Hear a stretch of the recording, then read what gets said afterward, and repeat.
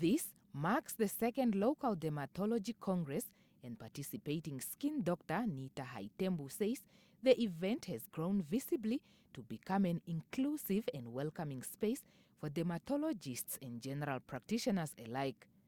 Doubling the number of participants in just its second year, she says this feat underscores the Congress' success and appeal within the medical community.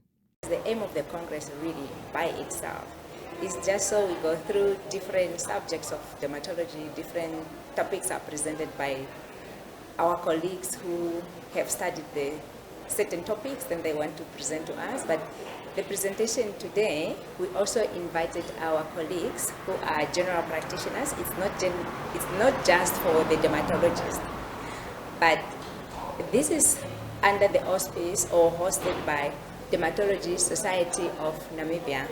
And for us, this is really quite an achievement in the field of dermatology and in Namibia that we now have a Dermatology Society for Namibia.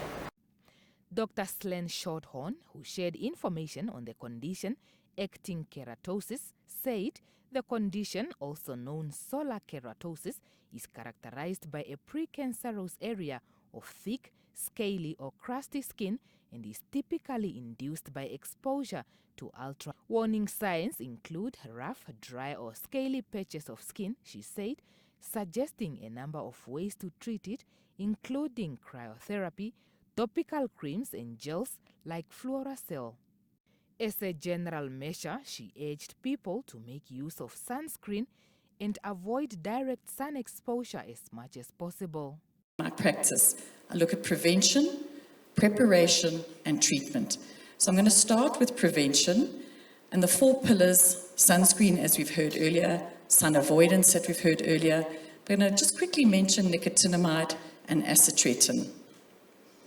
So again, this problem about sunscreen, which product should I use? You're at Dischem and they all look the same.